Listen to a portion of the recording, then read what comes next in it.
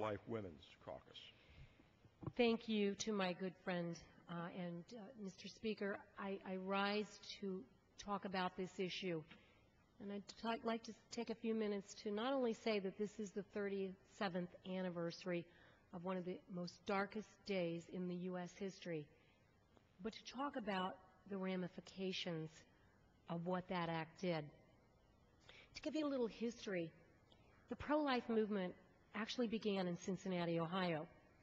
And it began before 1974 in a little place called College Hill by folks by the name of Barbara and Jack Wilkie. Jack's a doctor. Wife, I believe, is a nurse, but I could be wrong. But they, along with some other folks, were involved in another crusade in Cincinnati. And they became aware that this whole issue of abortion was suddenly creeping up in state legislatures. And they wanted to make sure that Ohio did not allow abortions. And so Barbara and Jack formed this little group to fight it in Ohio. And it was Barbara that said to Jack Wilkie, you know, Jack, under the Constitution, everybody deserves the right to life, including that of the unborn. And he looked at Barbara and he said, that's the name of our movement. And look at how far that movement has grown. It is a national and an international movement. I'm proud to lay claim that Cincinnati is part of my district, and while College Hill is not technically in my district, it is part of Cincinnati, and I'm very proud of the work that Barbara and Jack have done, but also proud of the work that my parents did. I'm proud of the fact that they educated me on this issue when I was old enough to understand it, because the impact on abortions really hurts all of us, but I truly believe that it hurts women the most.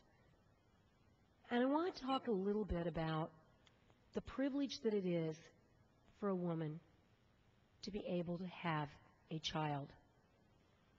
You know, if we didn't have the opportunity to create, none of us would be here.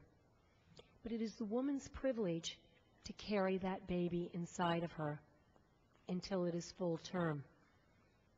And women, if they pay attention to themselves, know that, yes, they're carrying that baby right from the beginning, because we see some things changing inside of us. But you know, back in 1974, they didn't have all the fancy equipment that they have today. They didn't have all the ultrasounds and the three-dimensional ultrasounds. And so in 1974, maybe it was a little easier to think that baby wasn't a life. But we know that it's a life today, and we know that it's a life immediately. It's interesting because the impact of the Supreme Court's decision has been immediate and devastating in the United States. The number of abortions in this country skyrocketed after that horrible, horrible decision. It skyrocketed from about 750,000 in 1973 to more than 1.3 million in 1977. Think about the lives that are lost.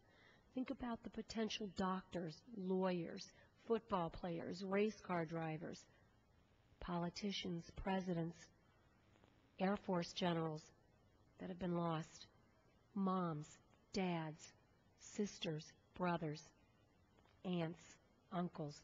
By 85, the number has grown to an astonishing 1.6 million abortions performed in a year, and the United States soon became the country with the highest number of abortions. I could go on. The reasons for abortions were easy to understand. Women thought that it was a way to get out of an unwanted pregnancy.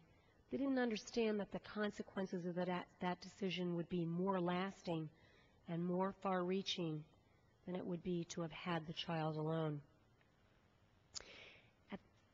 As reasoning for these abortions, one national survey found that a quarter of women thought that the timing of their pregnancy was wrong. Another 19% thought that they could not afford to keep the child at the time, and almost 10% thought that they were just too young.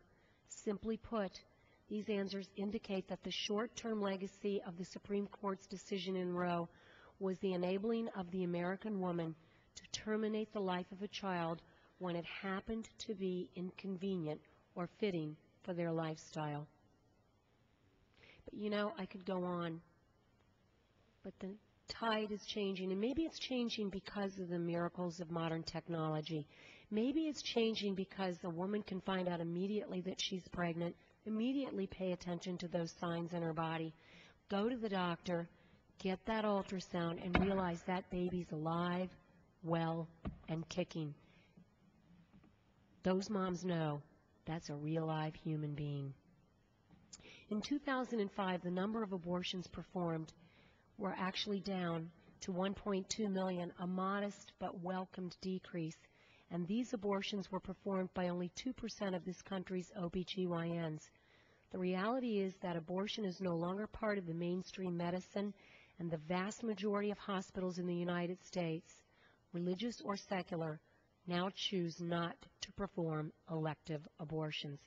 Yes, the tide is turning, but much has to be done. For example, the last 12 months have tested the pro-life movement here in this House, its initiatives, its resolves, more than ever.